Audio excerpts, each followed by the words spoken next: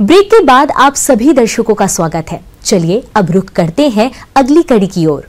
प्रदेश के जिन किसान भाइयों ने पिछले वर्ष नए फलदार पौधे लगाए थे, वे अभी बढ़वार की अवस्था में हैं। लेकिन बारिश के मौसम में कई बार कीट व्याधियों और खरपतवारों के कारण इन पौधों की बढ़वार रुक जाती है और कई बार पौधे सूखकर मर जाते हैं।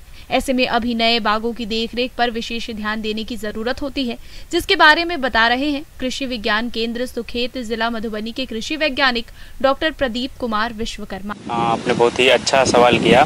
एक साल पुराना जो बाग रहता है उसका प्रबंधन के लिए हमको बहुत सारी छोटी छोटी चीज़ें और बहुत ही महत्वपूर्ण चीज़ों का ध्यान रखना चाहिए।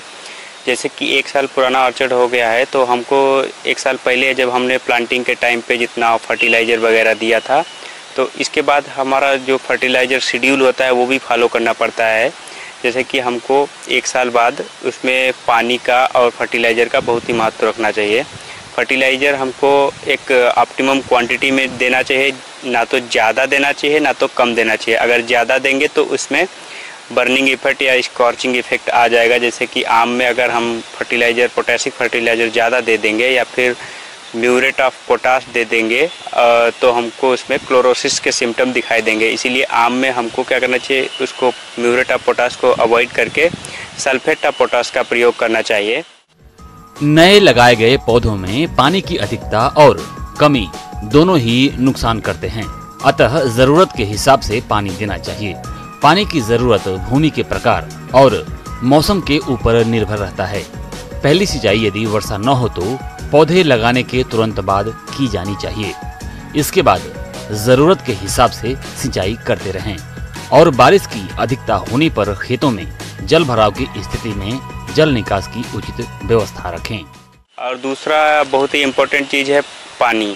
तो हमको इरिगेशन टाइमली देना चाहिए, क्योंकि जहाँ कहीं पे पानी की उपलब्धता नहीं हो पाती है उसमें हमको महीने में एटलीस्ट 3 पानी ऑर्चर्ड में देना ही चाहिए। अगर बारिश की उपलब्धता है तब तो कोई दिक्कत नहीं है, लेकिन हमको फिर पानी का पूरा ध्यान रखना चाहिए। तीसरी चीज़ है वीड मैनेजमेंट। हमको खरपतवार भी नियंत्रण उसमें करते रहना चाहिए। खरपतवार नियंत्रण के लिए हमको मल्चिंग पे ज़्यादा ध्यान देना चाहिए, जड़ के चारों तरफ कर देना चाहिए। मल्चिंग से क्या होगा कि हमारा एक तो पानी कम लगेगा, मॉइस्चर लॉस कम होगा, दूसरा हमारा वीड भी कम ग्रो करेगा। इससे हमको 2 फायदे हो जाएंगे। मल्चिंग के अलावा अगर ज़्यादा वीड बड़ा हो गया हो तो हम केमिकल हर्बिसाइड की तरफ जा सकते हैं और हमको वीड कंट्रोल हम कर सकते हैं। पौधों को सहारा देना।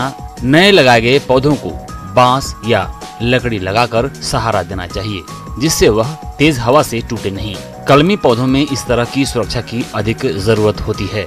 फिर तीसरी चीज़ आ जाती है प्रूनिंग, क्योंकि एक साल पुराना पौधा ऐसे ही अपने आप ग्रो करता रहता है, उसमें बहुत सारी ब्रांचेस आ जाती हैं, लेकिन अब हमको क्या करना पड़ता है, उसको कैनोपी मैनेज करना पड़ता है कि कैसे हमको अच्छा लुक देना है और ताकि ज़्यादा से ज़्यादा सनलाइट हमको फ्रूट में कन्वर्ट की जा सके। तो इसके लिए हमको क्या करना चाहिए कि 1 मीटर के ऊपर से मोस्ट ऑफ द केसेस में क्या होता है कि 3 से 4 ब्रांचेस छोड़ते हैं, लेकिन ये क्रॉप वाइज डिफर करता है। तो हमको बढ़िया सा स्ट्रक्चर दिखना चाहिए ताकि मैक्सिमम सनलाइट कैनोपी के अंदर प्रवेश हो सके। एक साल पुराने बाग में क्या होता है कि मोस्टली सारी फ्लसेस होते हैं जो एक्टिव ग्रोथ स्टेज में होता है, क्योंकि ये इसका विगरस प्लांट्स होता है, बहुत ज़्यादा ही एक्टिवली ग्रो करता है, तो इसमें पेस्ट अटैक भी ज़्यादा होता है। तो उसके लिए हमको पेस्ट मैनेजमेंट पर भी ध्यान देना चाहिए। समय समय पर हमको ऑब्जर्व करते रहना चाहिए इंडिविजुअली प्लांट्स को, ताकि हमको किसी भी प्रकार का पेस्ट अगर दिखे, अगर उसका इकोनॉमिक थ्रेशोल्ड लेवल से पर दिखाई दे रहा है तो उसको हमको तुरंत ही कंट्रोल करना चाहिए। सफेद चूड़ी रोग या पाउडरी मिल्ड्यू रोग, यदि मौसम बदलने वाला हो या बरसात हो रही हो तो यह रोग प्रायः देखने को मिलता है। इस रोग के प्रभाव से रोगग्रस्त भाग सफेद दिखाई देता है। इस रोग के लक्षण दिखाई देते ही पौधों पर 5% गंधक के घोल का छिड़काव करें। इसके अतिरिक्त 500 लीटर पानी में 250 ग्राम केराथिन घोलकर छिड़काव करने से भी रोग पर नियंत्रण पाया जा सकता है। बात करते हैं फल बागों में कीटों की, तो हापर कीट का प्रकोप इस समय होता है। यह कीट मुलायम पत्तियों का रस चूसकर हानि पहुंचाते हैं। इस कीट की रोकथाम के लिए डाइमेथेट 30 EC दवा की 1.5 मिलीलीटर मात्रा प्रति लीटर पानी के हिसाब से घोलकर छिड़काव करें। फर्टिलाइजर देने के लिए हमको एक बात ध्यान में रखना चाहिए, क्योंकि हमारा ऑर्चर्ड एकदम नया होता है और हमारा प्लांट्स एकदम ग्रोथ स्टेज में होता है, तो इसको हम 30 सेंटीमीटर जो प्लांट से दूरी छोड़ करके उसके बाद उसमें सॉइल में हम फर्टिलाइजर देते हैं और उसको 15 सेंटीमीटर की मिट्टी में देकर हम खोद के मिला देते हैं, ताकि फर्टिलाइजर जो है डायरेक्ट रूट जोन में, फीडिंग रूट जोन में पहुंच जाए।